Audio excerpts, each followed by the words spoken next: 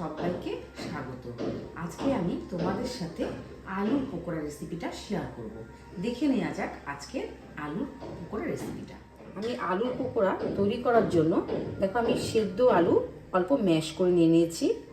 পেঁয়াজ আর কাঁচা লঙ্কাকে আমি একটা চপারের সাহায্যে গ্রেট করে নিয়েছি।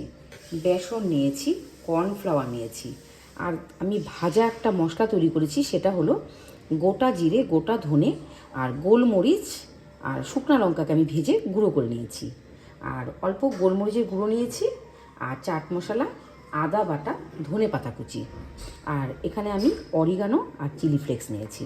দেখে নেওয়া যাক আজকে মূল রেসিপি। আমি সেদ্ধ আলুকে নিয়ে নিলাম।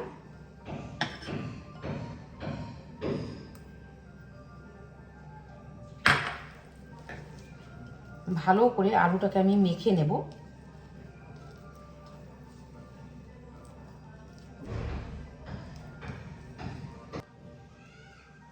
এবার আমি পেঁয়াজ আর কাঁচা লঙ্কাকে আমি যে গ্রেট করে নিয়েছি সেটা আমি দিয়ে দিলাম।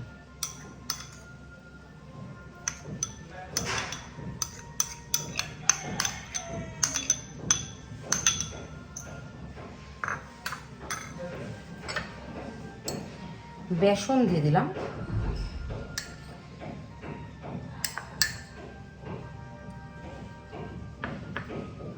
ভাজা মশলা আমি দিয়ে দিলাম।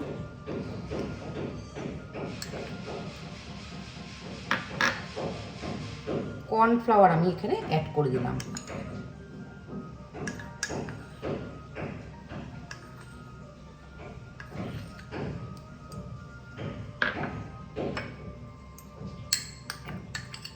গোলমরিচ গুঁড়ো,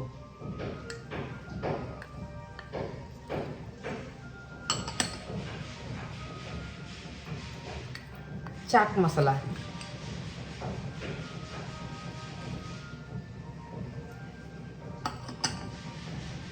আদা রসুন বাটা,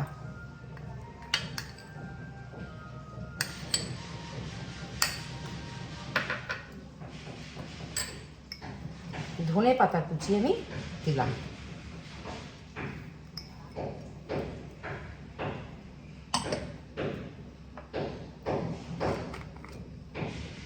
অরিগানো, অল্প আমি অরিগানো দিলাম।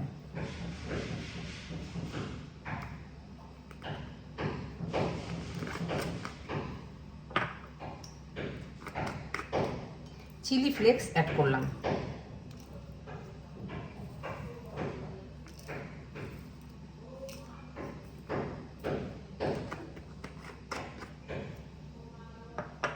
এবার আমি ভালো করে মেখে নেব।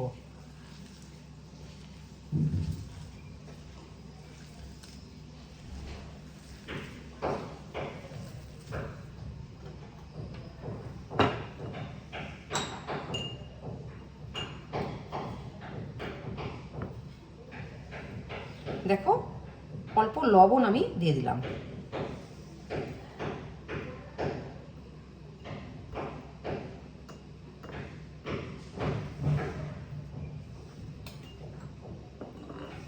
এবার আমি ভালো করে এটাকে মাখবো।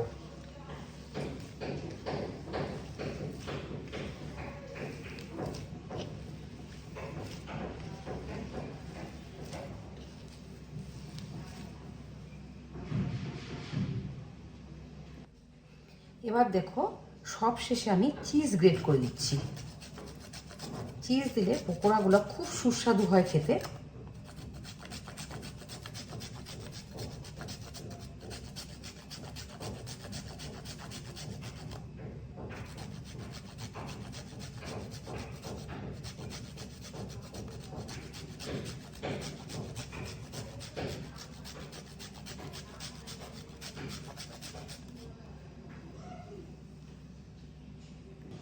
আরও ভালো করে মেখে নেব।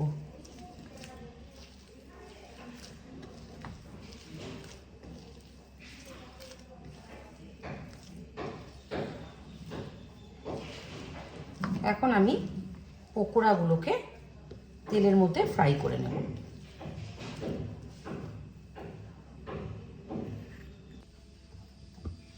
কড়াইতে আমি তেল দিয়ে দিলাম, আমি পুরোটা রিফাইন তেলে করব।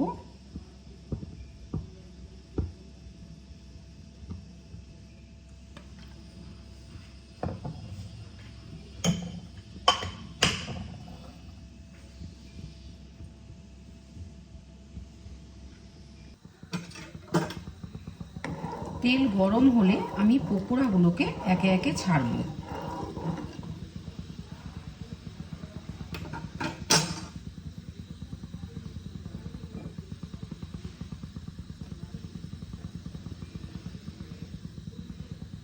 তেল দেখো আমার গরম হয়ে গেছে, আমি এখন পকোড়াগুলোকে ছেড়ে দিচ্ছি।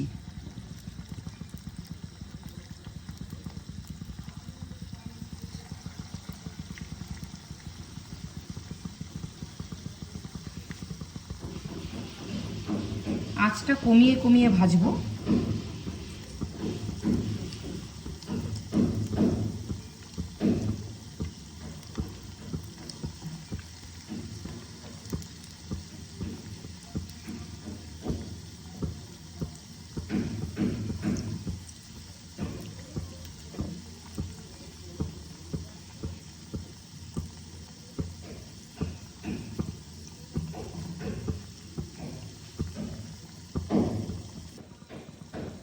পকোড়াগুলো দেখো ভাজা হচ্ছে, সুন্দর করে লাল লাল করে ভেজে নেব।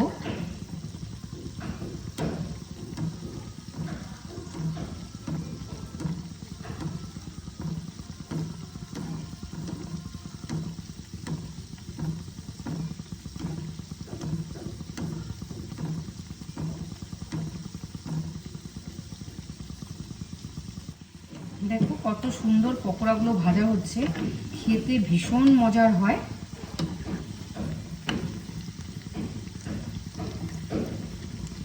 আঁচ কমিয়ে কমিয়ে ভাজা করতে হয়।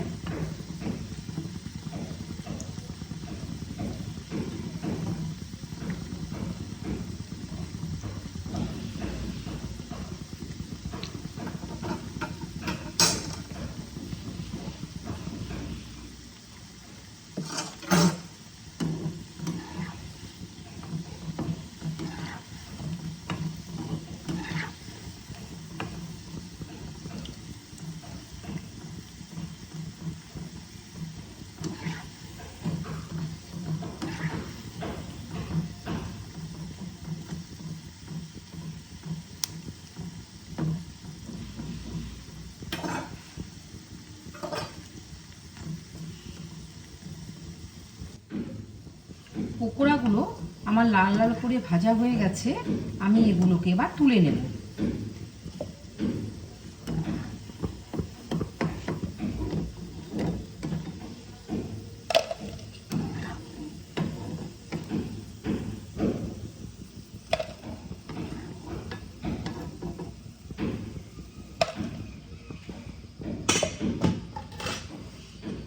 বাদ বাকি পকোড়াগুলো আমি একইভাবে ভেজে নেব।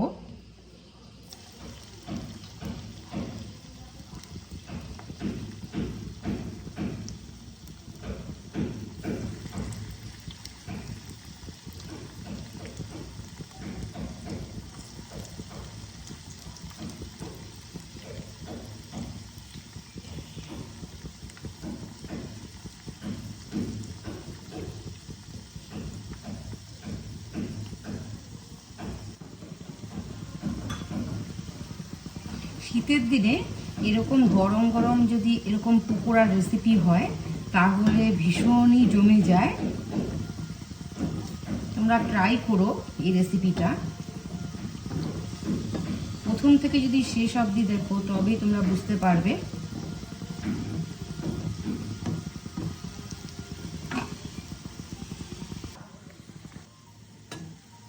এই দেখো আমার লাল লাল করে পকোড়াগুলোকে ভাজা হয়ে গেল, বাদ বাকি পকোড়াগুলো আমি তুলে নিলাম। এবার আমি একটা প্লেটে সার্ভ করে নেব।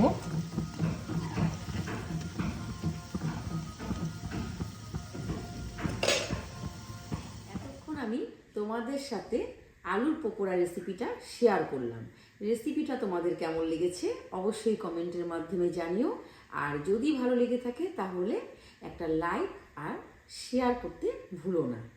আর যদি তোমরা ইউটিউব থেকে যদি দেখে থাকো তাহলে সাবস্ক্রাইব করে দিও, আর ফেসবুক থেকে দেখে থাকলে ফলো করে দিও।